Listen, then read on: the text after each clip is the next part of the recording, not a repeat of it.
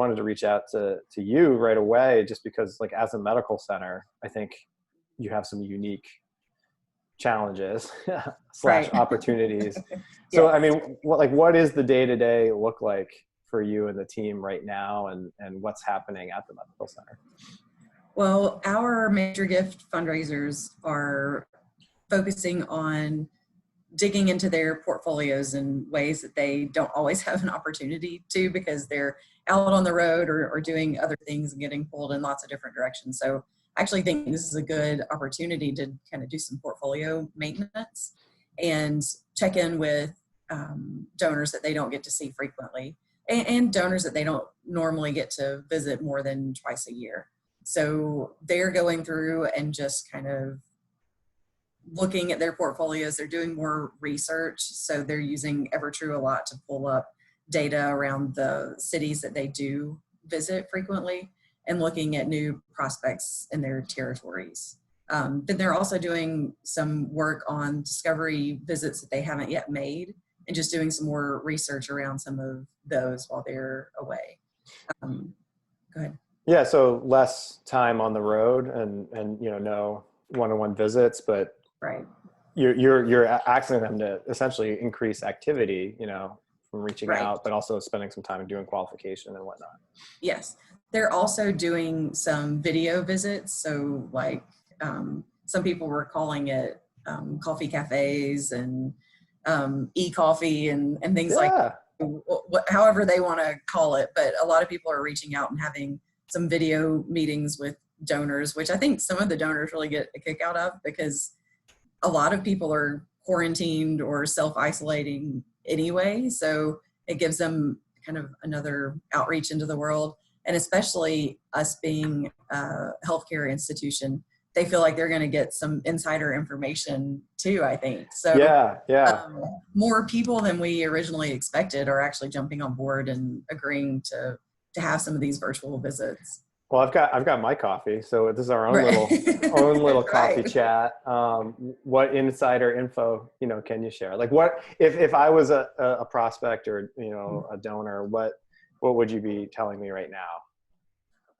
Probably a lot of the same things that our donors are hearing on the television from the national conferences and even our statewide or local news conferences that seem to be on all the time, but in a more concise way. So you don't have to listen to, an hour of school closures and other information down to the nitty gritty of, yes, we are in desperate need of PPE and we're working on that. And we're working with some of our corporate partners who have been funders in the past to try to get donations of personal protective equipment, as well as donations at this time to help us reach out across the world to try to get the resources that we need and have a more focused message than what they would hear on television, but really not anything that would be considered terribly insider.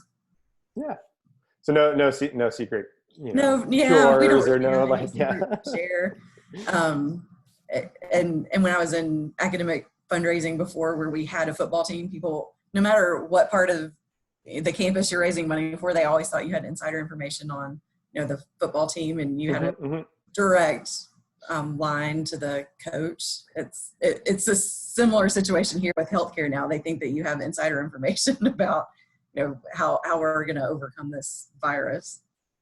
So how are you equipping your team, maybe not with insider information, but just with like the right talk track or the right things to say, because they're going to be hearing the same questions over and over? We're doing some training with our team just about those conversations. But UAMS as a whole, our chancellor has done a really great job of making sure we have daily updates. So if there is something new, that we know it first. So I will give a big shout out to our chancellor that he's done a great job of making sure that we're well informed so that we can pass along any new breaking information. And then just how to message that and how to even look at what's being shared on the news conferences on a daily basis and translating that into what's important for our donors to hear and tailoring that message and then kind of shrinking it down and focusing on what's most important. Yeah. And how has that information come out? Does it come out via email, or is the chancellor doing video Email. updates, or email? He's done some video updates, but mostly we have a daily email and then like a weekly video. All right. That's nice. And do you just push those directly out to donors as well, like kind of proactively, and say like, hey, this is something we're talking about, or is that more internal? What I've been hearing, and I'd love to hear, since you're having conversations with other people, I'd love to hear this, because this isn't something that I've discussed with a lot of my peers, but I'm hearing feedback that people are just inundated with emails right now, and not necessarily fundraising emails, but just any company that could have ever possibly had their email address is sending them an email about what they're doing to combat COVID. So nobody's even opening emails right now because they're just so inundated. And I've had people tell me that, and I too have experienced this, but companies that they didn't even know had their email address and have never sent them marketing emails are suddenly sending them COVID emails. So I'd be interested to hear what other people are saying about that in particular. Yeah, I mean, that's what we're all trying to figure out. So what we're posting now, and some of the things that we're working on, at EverTrue, based on the conversations we're having, like this one, and is sort of putting a playbook. And I think the first is like, what does the donor or prospect or alum actually need to hear from the school, and how can we add value? And so I think you're going out with a generic message. This is not, to say, I think the information you guys are pushing out is much more specific, but to say like, hey, we're keeping our students safe at this time. Right. That's great, but you're doing that all the time, like, Yeah. Regardless of Right. a pandemic or not. Yeah. Or just reassurance. Yeah. So, is there a way to put together like an Ask Me Anything, or, we have teams that have brought professors together to do like a virtual Zoom chat and broadcast that with some answers. We have other organizations that are looking into like virtual job fairs. I know the Big 12 is doing a virtual job fair. Other folks looking at, how to homeschool your kids, like kind of, and bring education faculty to do that. So I think if there's a way to add value, like I'm getting, like everyone else, like you said, emails from everyone. And like, so my bank is telling my online only bank is communicating about COVID. And as long as they're not taking money out of my account, I don't care. Like, I know your website still works. Like, that's fine. Yeah. Car rental places are sending information. They know I don't have anything booked. They know I haven't traveled. Like, I use one agency exclusively. But years past, maybe I rented from another one. Like, they are emailing me on like an every other day basis, and it is too much. So I think it's about, how do we add value? And that's where like the one-on-one outreach is so key. The relationship between major gift prospects and their or major gift officers and prospective donors. Like, if it's already been established, that's an easy way to break through the noise. And then we've just done some fun things like this, with video, and just popping a video out there or putting that at the top of an update, and it's a little more authentic, and I think gets the message across a little better than a very heavily edited, COVID-19 response email. Right. We do have, because we're a healthcare institution, we do have a lot of people asking how they can help. So that's awesome. We're sending out a mass email, and then doing some things on social media to let people know where they can direct funds to help us with personal protective equipment and other things that have been highly publicized in the media that are dramatic needs right now. But I do worry that emails right now are just getting lost because everybody's inundated with all kinds of interesting updates about how everybody's trying to take care of us during this time. Yeah, I do think now's the time to do what you're doing, leverage social, maybe even put some ad spend behind that to get that across, because everyone's on social media from home, seeing what everyone else is doing. Yeah. Leveraging video, leveraging text, as a way to get in. Because I mean, I think, you guys are uniquely positioned as a medical center to really make a difference. You're on the front lines of fighting this. And so, one of the things I wanted to ask is just how are you going about fundraising? So you're raising money specifically for personal protective equipment. We are. Yeah. And we early on had a push we have our own food pantry here. And a lot of people have contributed to that as well. But the personal protective equipment is a staggering need, and it's immediate. So that's really been our focus, rather than kind of our broad messages or even our more tailored messages and campaigns that have been ongoing. We've really had to pivot very quickly and change our messaging and our focus to make sure we're meeting our needs today. Yeah. Is that a problem that can be solved with donations, like dollars, or are you looking for actual in-kind donations? A little bit of both. So we're having to look globally for our PPE right now, but we, like I said earlier, are working with some of our corporate partners who've been funders in the past. And then in our state in particular, we have some large, very well-known companies that have access to some of the things we need. So we're working with them to try to get that accomplished as well. Gotcha. And hopefully a lot of different avenues. So anything we can think of to try to combat that. If somebody's watching this video and wants to help, what could they do? On our website, we have a direct link to be able to make a gift, and it automatically pulls up the COVID-19 fund. And we're pushing that out via social media and email and other ways. All right, we'll add a link there. Thank you. As as the leader of your team, how are you just keeping your team on the same page, but also motivated, engaged, and listening to their worries during this time? How are you leading? It's been really interesting to see how people react, because a lot of people aren't worried at all. They, this is another cold or flu. It's just new. So we just have to figure out how to combat it. And then others are really, really worried. So it's been an interesting mix. You have to kind of move in closer to people that need more help and comfort during this time, and then let others kind of get on about their business if they're in the mindset to do that. But UAMS has been great in providing resources to our employees that feel overwhelmed. So especially since we're a healthcare organization, a lot of people, not just on our team, but throughout the organization, that are feeling overwhelmed by this situation. So we do have a lot of great resources, but just staying in touch with our teams and listening. And some things like the work from home, remote work wasn't an option for us until later than a lot of other people, because we are a healthcare institution and we wanted to show the community that we were all committed. And if it meant our team coming into the office to do extra screenings or sign up for volunteer shifts instead of their normal duties, that we were all committed to making sure that happened. So just, making sure that people had the same information we had and reassuring them that we're all going to get through this together. And some of us, I worked through and lived through the 9/11 and Wade and some of these other crises. So I know we're going to come out of this okay, but not everybody's had those experiences. So just reassuring them that, no matter what hits us, we all bounce back, and we're more resilient than I think everyone gives themselves credit for.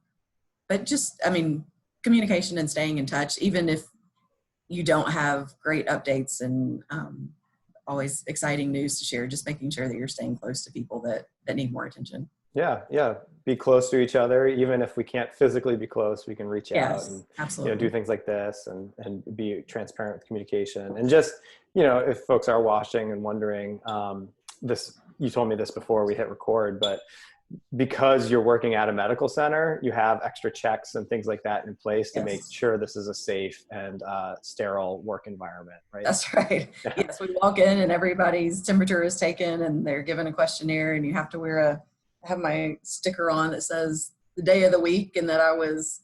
Oh, perfect. You were screened and checked. Right. So I'm safe to be here. But yes, we've had a lot of extra precautions added, and we do have hand sanitizers throughout the buildings, and we want to make sure that our employees are all healthy. Good. You talked about making sure we have clear lines of communication. What are things that you've set up for your team? Are you doing like virtual meetings? Are you having your managers do regular check-ins? Like if somebody wanted to copy your schedule for the week or whatnot, what are the tips? So we're doing a lot of, everyone is having a one-on-one meeting at least once per week, just as a check-in, kind of a welfare check if nothing else. Yeah. And we're also doing team meetings. We're using Microsoft Teams and Zoom. We have a lot of tools at our disposal, luckily. I do think that some of these meetings are more productive than others. I think once you get to over 6 people, it gets to be a little hard for people to pitch in. Yep. So even some of our bigger teams focusing on just trying to get a group of 4 to 6 together instead of maybe all 15. And then doing those larger, all major gift officer meetings monthly, and just giving people a forum to be able to all hear the same thing, but also giving people opportunities in smaller groups to share kind of what they're feeling, what they're hearing from their donors, and then our leaders being able to push that out to other people as well through their one-on-one meetings. But yeah, we're doing a little mix of everything just to see what sticks and what works and what doesn't, because this is new for us. Our fundraisers work on the road all the time, but especially advancement services and some of the other functions that are normally in the office that we all rely on every day. It's been an interesting and unique position to be in. Yeah. What have you learned, 1 or 2 weeks into this? I think that we probably, as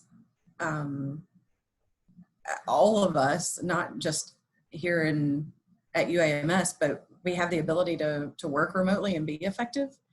And I think we'll probably start to see a lot of companies changing their culture so that they're not paying as much for overhead and office space and things like that. And it's interesting that it would take something like this to make that a reality. My husband has worked from home for years now, and he manages teams worldwide.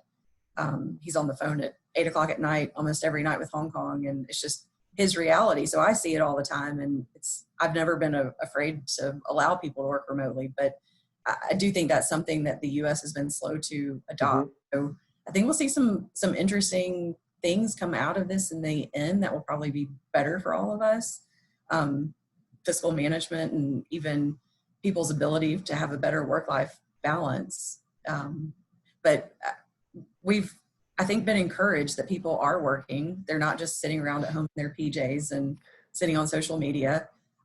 I think, though, being out of the office, they have more time to get things done too. So we're not seeing a loss in productivity yet. We're going to see a change in that, though, because major gift work, it is about relationship building, and we'll see how these virtual visits go and if that can be replicated in the same way.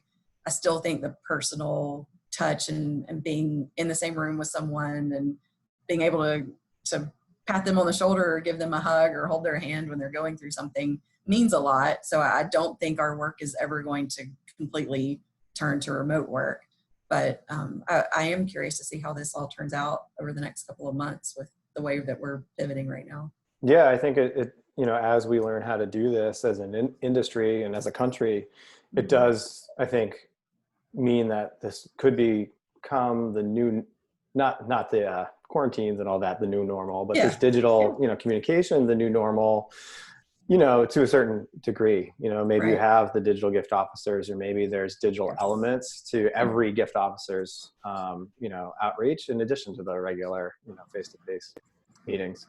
Right. Speaking of those face-to-face or the computer-to-computer meetings, like, you talked about, these virtual coffee chats, like how are your gift officers securing those visits, and what do those visits look like now? They look similar to the visit you and I are having right now. And different people are calling them different things, e-chats or computer and coffee, e-chats. So we have virtual visits going on, and a lot of our fundraisers are just trying out different things to see what works with their donors. And like I said, because we're a healthcare institution, people aren't hesitant. They're excited to and hear updates and want to know what's going on.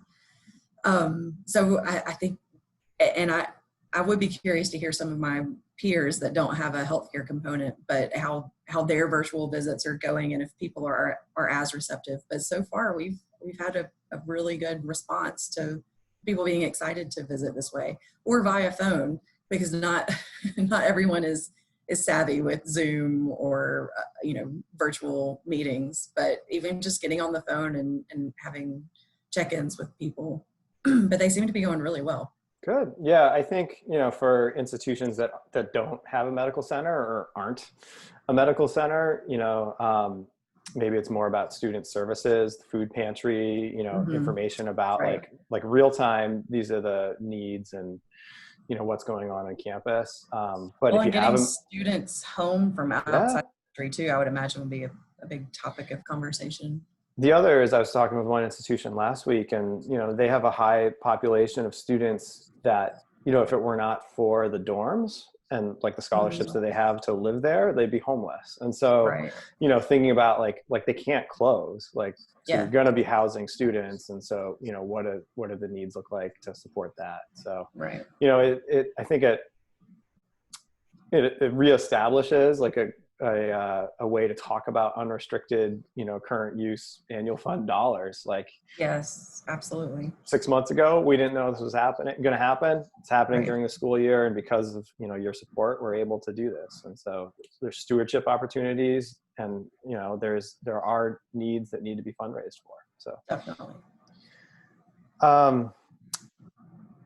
What one piece of advice, if we could only, I've asked you a bunch of questions and thank you for your patience, but if there was only one question I could ask or one piece of advice you would give at this juncture, what would it be? I really think the message of staying calm because we're all going to get through this is really important, because again, a lot of us have been through other crises and come out on the other end just fine. But there tends to be a lot of worry and fear, especially in the media, but just to reassure people that we're not going away. Actually, if anything, our roles are more important than ever during times like this. Mm-hmm. Making sure that people understand that we have a vision for the future and that we have to pivot in times like this, but that we're still working towards those visions in the future and that we'll all get there. It's just going to take us working together to do that. And just like this, figuring out how remote work functions for our industry and sharing tips and what that looks like, what works, what doesn't, throwing all the things against the wall to see what sticks. And, it's a great time to be innovative and to really come out of this with some new tools in our toolbox as an industry. Yeah, couldn't agree more. It's a challenging time, but challenges are just opportunities, right? And so, we have to be patient, approach it with the long view, and keep doing what we need to do to support our students, our researchers, our doctors, medical staff, right, and our teams. So thank you so much for your time.